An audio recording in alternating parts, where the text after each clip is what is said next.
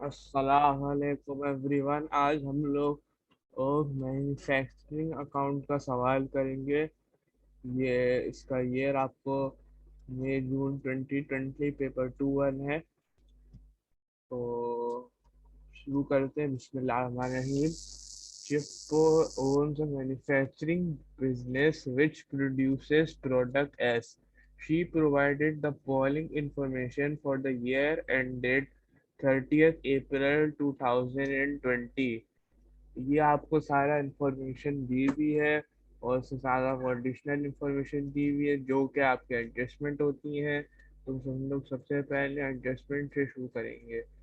तो हमारी पहली एडजस्टमेंट है factory machinery is depreciated at 20% per annum using the reducing balance method। तो फैक्ट्री मशीनरी हमारी ये है 60,000। इसमें से हमने माइनस किया पिछले साल का 21,600। तो हमारा आ गया 60,000 माइनस 21,600, 38,400। और फिर हम लोग 20% अप्लाई करेंगे तो हमारा डेप्रिसिएशन परसेंटेज आ जाएगी। तो 38,400 का 7,680 आता है। तो ये आपका पहला एडजस्टमेंट हो गया। दूसरा एडजस्टमेंट कहता है rent and insurance is to be split equally between the factory and the office. तो रेंट एंड इंश्योरेंस 28,000 को अगर 2 से डिवाइड करते हैं तो 14,000 दोनों में इक्वली हो जाएगा। तो 28,000 डिवाइड बाई 2 इक्वल्स 14,000। तो 14,000 दोनों में इक्वल ये डिवाइड हो जाएगा। तो ये आपका दूसरी एडजस्टमेंट हो गई। तीसरी एडजस्टमेंट है the annual salary of the factory supervisor is 28500। तो 28500 और आपने रिकॉर्ड नहीं किया है तो ये आपका एक्सपेंसेस में जाएगा मैन्युफैक्चरिंग अकाउंट पे। तो इनडायरेक्ट वेजेस पे ये है। इनडायरेक्ट मैन्युफैक्चरिंग एक्सपेंसेस में ये आपका सैलरी रहेगी 28,500 की एवरेज। लास्ट में आपको क्लोजिंग इन्वेंट्री दिए हुए सबके जो कि आपको रिकॉर्ड करने हैं। तो रॉ मटेरियल के 3,000 और फिनिश गुड्स के 7,885। हमारी आखिरी एडजस्टमेंट में दोबारा बता देता हूँ। हमने क्लोजिंग इन्वेंट्री दी हुई है सबकी। तो उसकी मदद से हम लोग मैन्युफैक्चरिंग अकाउंट बना सकते हैं। तो हम लोग शुरू करते हैं मैन्युफैक्चरिंग अकाउंट बनाने से।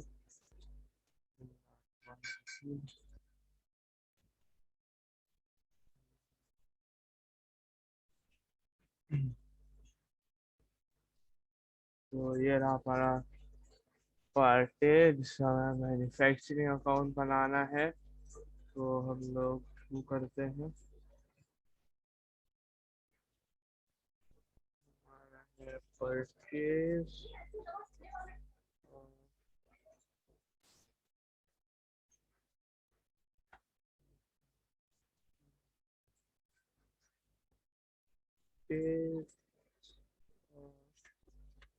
रॉ मटेरियल है हमारे पास 46,500। तो ये यहाँ लिखेंगे।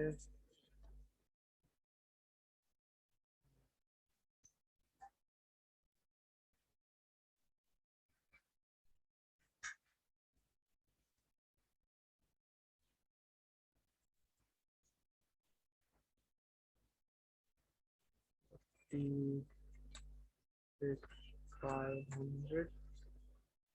उसके बाद हमारा है opening inventory of raw material.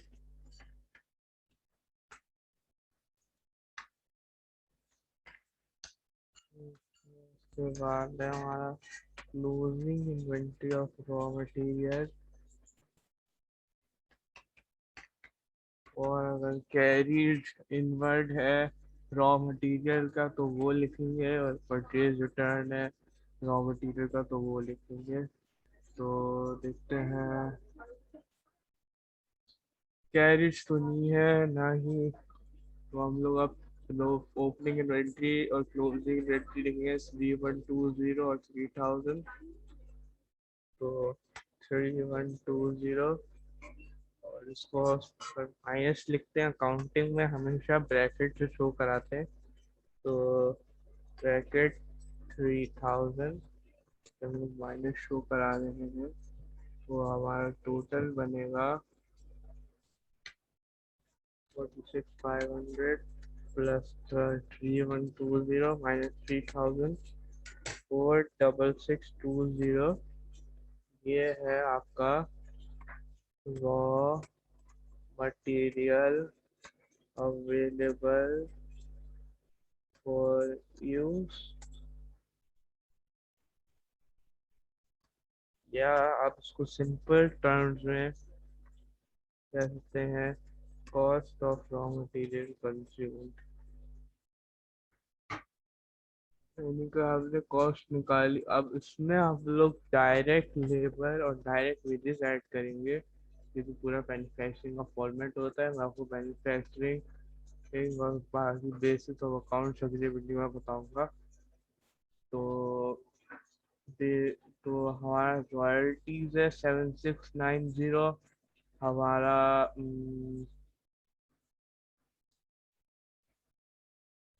तो हमें रॉयल्टीज अभी देख नजर आया, एक अभी नजर आया, तो वो लिखते हैं रॉयल्टीज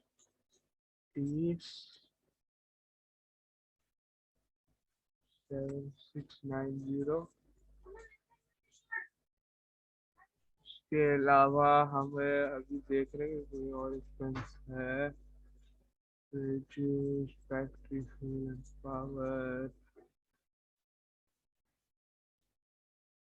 और उसके अलावा हमारा कोई और तो है ही नहीं, तो हम लोग इसी को ही ऐड करके हम लोग प्राइम कॉस्ट निकाल लेंगे।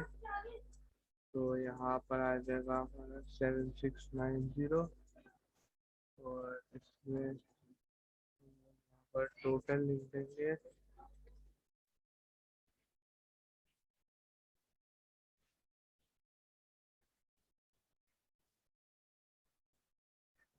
जो क्या आएगा 54310। ये आपका होगा प्राइम कॉस्ट।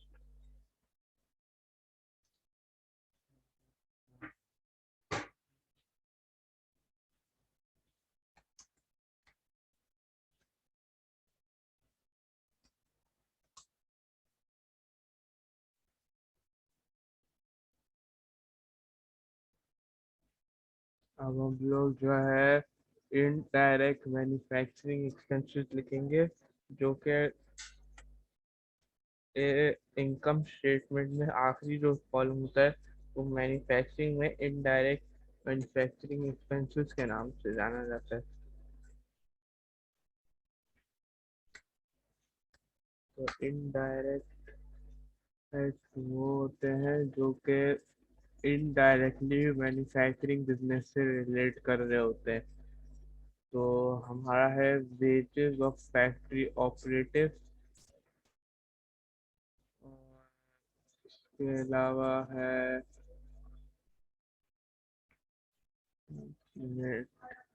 हम लोग एक और एक्सपेंस भूल गए थे, जो कि वेजेस ऑफ फैक्ट्री ऑपरेटिव है, यानी कि डायरेक्ट वेजेस है। तो यहाँ लिख देते हैं डायरेक्ट वेजेस। ये है आपके 8250। तो,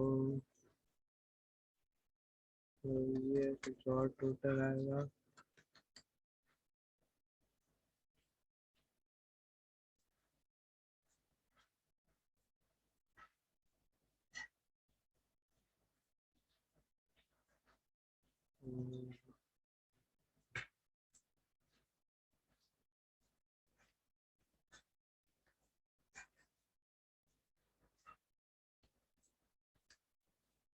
ये 92560 आएगा, प्राइम कॉस्ट फर्स्ट अपडेटेड।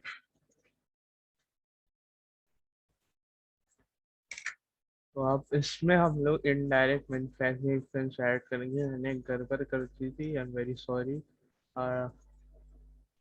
तो अब हम लोग indirect manufacturing expense one by one लिखेंगे, जो कि है फैक्ट्री जनरल एक्सपेंस 4500। तो factory general factory general expense 4500, उससे हमारा आएगा factory fuel and power 5325। Factory fuel and power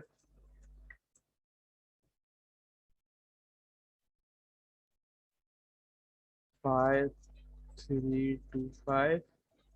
तो हम लोग 5325 इधर लिखेंगे, 5325 के बाद हमारा एक और एक्सपेंस है रेंट एंड इंश्योरेंस की। हमने एडजस्टमेंट करी थी, 14,000 आएगा यहाँ पर, और 14,000 आपका इनकम स्टेटमेंट में जाएगा अगर बनाना होगा अगले पार्ट में। तो रेंट एंड इंश्योरेंस 14,000।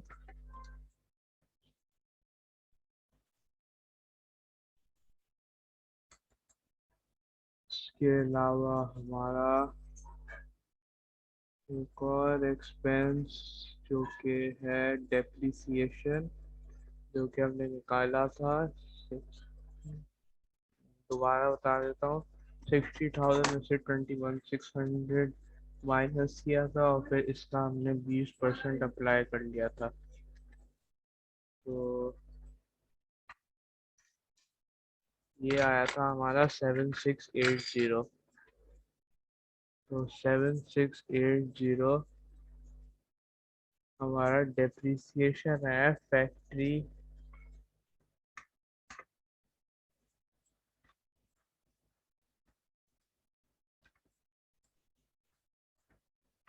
मशीनरी का।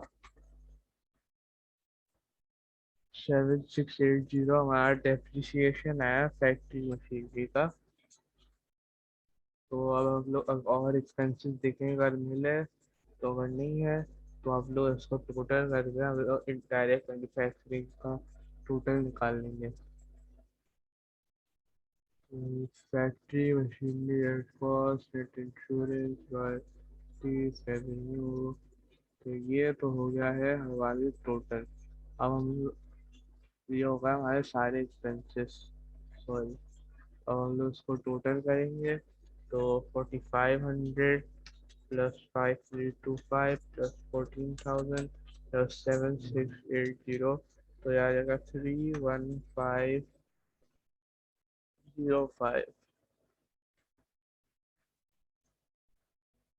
और लगता है कि मैं एक और एक्सपेंस भूल रहा हूँ, मैं चेक कर लेता हूँ। ओ हाँ, हम लोग ये annual salary of factory supervisor भूल गए, 28,500 की। तो ये हम लोग लिखेंगे।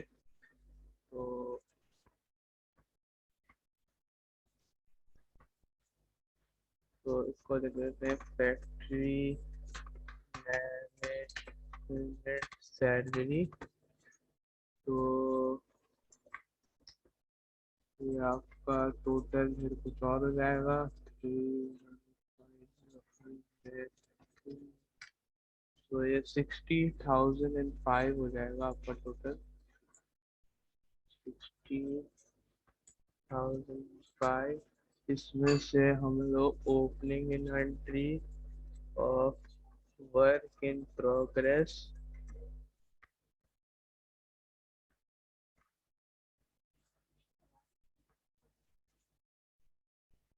और closing inventory of work in progress दोनों लिख के हम लोग कॉस्ट ऑफ प्रोडक्शन निकाल लेंगे, या प्रोडक्शन कॉस्ट इन शॉर्ट कह सकते हैं आप।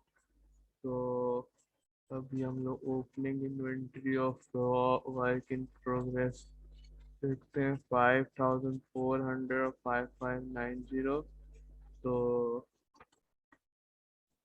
5,400 और 5,590, उसके अलावा हमारे और कुछ नहीं है जो कि आएगा इसमें। देख लेते हैं दोबारा से, नहीं आएगा तो हम लोग अब वापस सवाल में जाते हैं।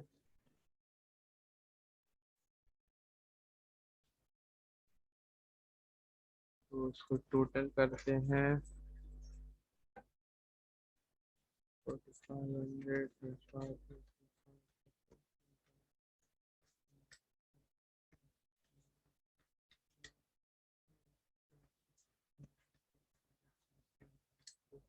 तो हमारा फाइनल आंसर इन दोनों को लिख के 59815 आ रहा है। इसको हम लोग इससे ऐड कर लेंगे तो 152,375 आ रहा है। 152,375 आपका प्रोडक्शन कॉस्ट है।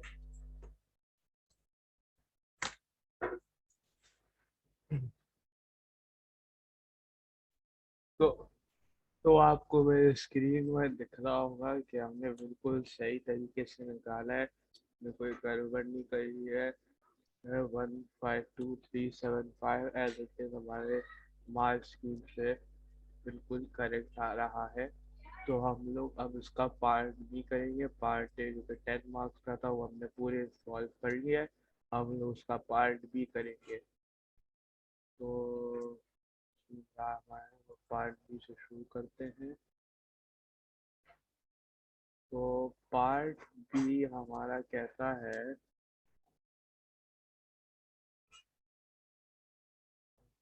सबर कीजिएगा।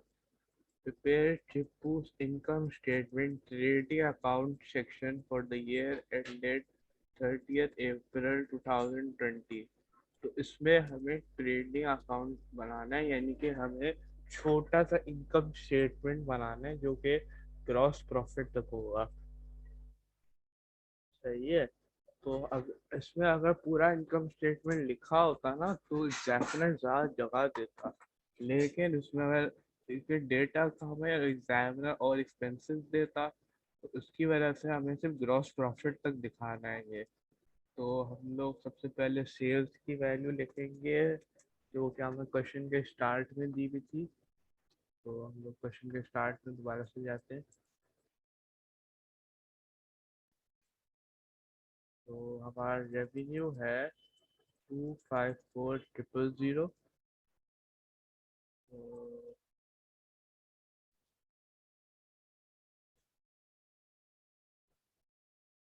तो रेवेन्यू हमने लिखा 254,000। उसके बाद हमारा कोई रेवेन्यू अगर रिटर्न है वो चेक कर लेते हैं जाके। हमारा कोई रेवेन्यू रिटर्न नहीं है तो हम लोग कॉस्ट ऑफ सेल्स में आएंगे। रेवेन्यू रिटर्न मतलब सेल्स रिटर्न वो नहीं है हमारा, तो हम लोग कॉस्ट ऑफ सेल्स में जा रहे हैं। तो कॉस्ट ऑफ सेल्स इसमें हमारा आएगा कॉस्ट ऑफ प्रोडक्शन जो कि हमने निकाली थी 152,375 कॉस्ट ऑफ प्रोडक्शन 152,375। तो हम चेक भी कर लेते हैं। हाँ 152,375। तो अब हम लोग ये लिख लिया है। हम लोग अब इन्वेंट्री लिखेंगे फिनिश गुड्स की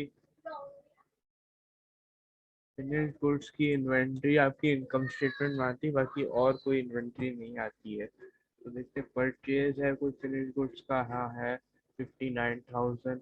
और ओपनिंग इन्वेंट्री आएगी फिनिश गुड्स की, तो परचेज है 59,000, opening inventory 82220।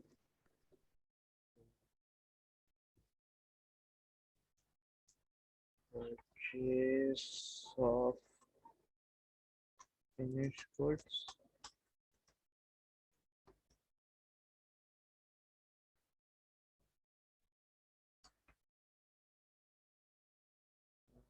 opening inventory of finished goods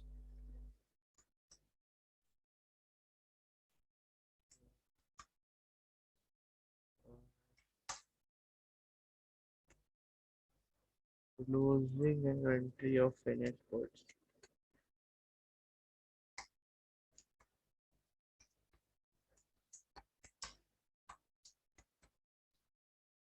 तो परचेज हमारा है 59,000। तो अब हम लोग इन्वेंट्री देख लेते हैं कि कितना है ओपनिंग और क्लोजिंग इन्वेंट्री फिनिश्ड गुड्स की। तो ओपनिंग इन्वेंट्री फिनिश्ड गुड्स की 7,885 और क्लोजिंग इन्वेंट्री फिनिश्ड गुड्स की 8,220। उसको नोट डाउन करते हैं हमारे इनकम स्टेटमेंट में। 8,220 और 7,885। तो 8,220 और 7,885। तो इससे हमारा कॉस्ट ऑफ सेल्स आ जाएगा और हमारा ग्रॉस प्रॉफिट इजीली निकल जाएगा। अच्छा एक बात और याद रखिएगा कि अगर एग्जामिनर जो है लाइंस ज़्यादा दे रहा तो आपको सारी लाइंस भी लिखने के लिए ज़रूरी नहीं है। ये एग्जामिनर इंस्ट्रक्शंस में बता देता है कि आपको सारी लाइंस इस्तेमाल करने की ज़रूरत नहीं है। क्या लेआउट्स कंप्लीट करने होते हैं आपको, तो ये भी एक फॉर्म ऑफ लेआउट है, इसमें आपको सारी लाइंस की ज़रूरत नहीं है। तो अब हम लोग कॉस्ट ऑफ सेल्स निकालते हैं। तो 59,000 प्लस 8,220 माइनस 7,885। तो हमारा आ रहा है 211,710। तो फिर हमारा ग्रॉस प्रॉफिट आ रहा है 4,220। तो हम लोग अब मार्क स्कीम से आपको आंसर चेक कराते हैं। तो एक मिनट, मार्क स्कीम खोलते हैं।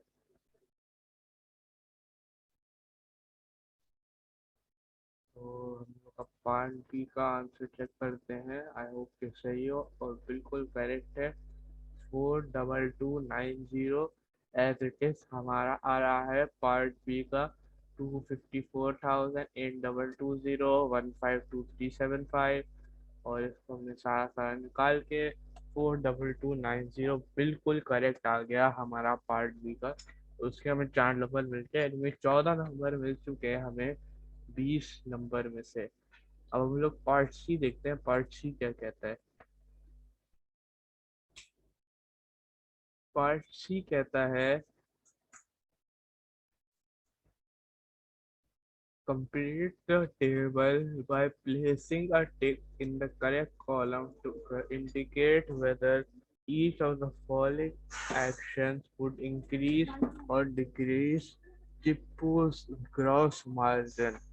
अगर वो वेजेस फैक्ट्री सुपरवाइजर का करता है तो उसका ग्रॉस मार्जिन आई थिंक कम होएगा। तो यहाँ पर हम लोग यस लिख देंगे। टिक मार्क मैं नहीं लगा सकता, मैं यस लिख के वो कर रहा हूँ।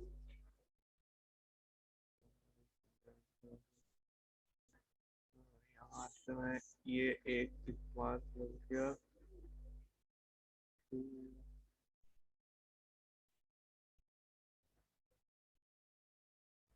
ये आपका एक टिक मार्क लग गया, ये डिक्रीज करेगा। और बाकी ये वाला आपका इंक्रीज करेगा। हम लोग इसको भी चेक कर लेते हैं। रिड्यूस डेट डिस्काउंट, और डेट डिस्काउंट कम करेगा तो उसका ग्रॉस मार्जिन बढ़ेगा।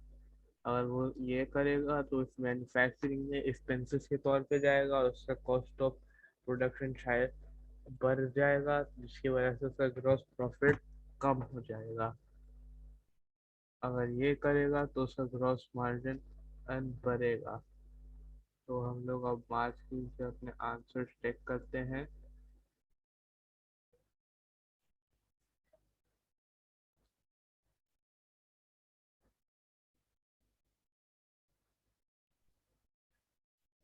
तो मार्च की में हमारा जो आंसर आ रहा है पार्ट सी का, वो डिक्रीज और इंक्रीज बिल्कुल करेक्ट आ रहा है। मैंने आपको समझा भी दिया कि क्यों हो रहा है। क्योंकि अगर वो वेजेस बढ़ाता है तो कॉस्ट ऑफ प्रोडक्शन बढ़ जाती है, जिसकी वजह से उसका ग्रॉस प्रॉफिट कम हो जाता है। और ट्रेड डिस्काउंट अगर वो कम करेगा तो कस्टमर्स को ज़्यादा पे करना पड़ेगा, जिसकी वजह से उसका ग्रॉस प्रॉफिट बढ़ जाएगा। तो अब हम लोग आखिरी पार्ट पे चलते हैं इस क्वेश्चन के, जो कि काफ़ी इंटरेस्टिंग सा है। तो बिस्मिल्लाह, आखिरी पार्ट पे चलते हैं इस क्वेश्चन के। तो द लास्ट पार्ट जो कि कहता है, advised Chippu whether or not she should convert her business to a limited company in order to obtain finance. Justify an answer by providing advantages and disadvantages. अच्छा, अब इस बार ये 4 मार्क का है, तो यानी कि आपको 3 नंबर एडवांटेज और डिसएडवांटेज के मिलेंगे। बल्कि सॉरी, 2 नंबर एडवांटेज और डिसएडवांटेज के मिलेंगे, और 2 नंबर आपको रिकमेंडेशन के मिलेंगे। तो कंपनी का आपके क्या एडवांटेज होते हैं?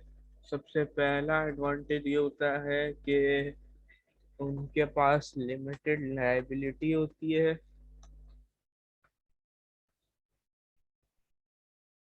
और उसके अलावा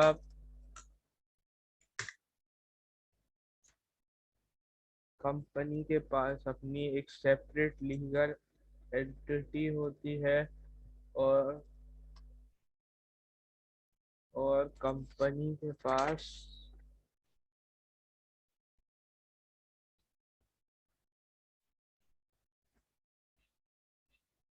अ, कितने जितने भी ओनर्स हो सकते हैं उतने भी हो सकते हैं, लेकिन कम से कम कंपनी के पास 20 बोर्ड ऑफ डायरेक्टर्स होते हैं जो कि कंपनी को संभालते हैं। और डिसएडवांटेज कंपनी का ये है कि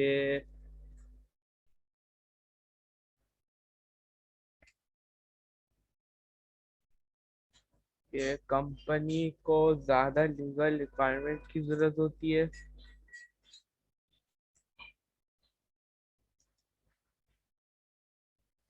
और उनका ऑपरेशन अफेक्ट नहीं हो सकता। ये भी एक एडवांटेज है, लेकिन मैं लिख रहा हूँ operations can not be effected due to admission,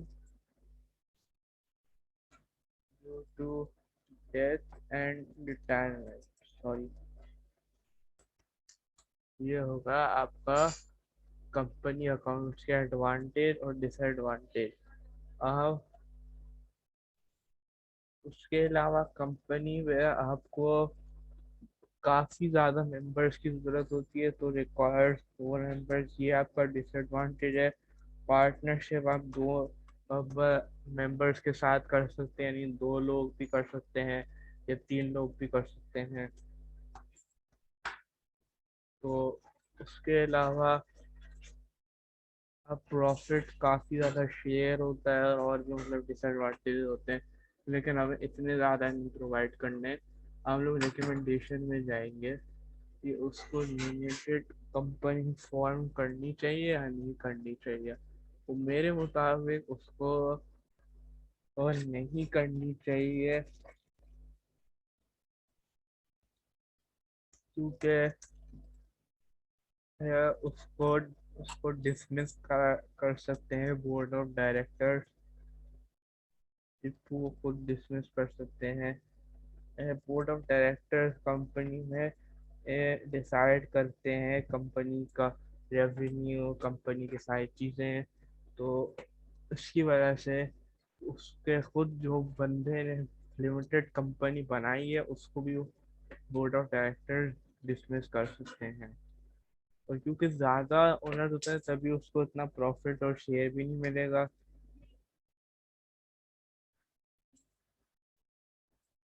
तो हमारा ये हो गया क्वेश्चन 3 पूरा कंप्लीट।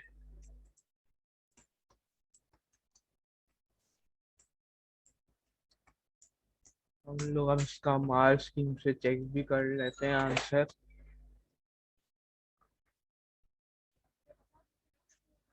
पार्ट बी का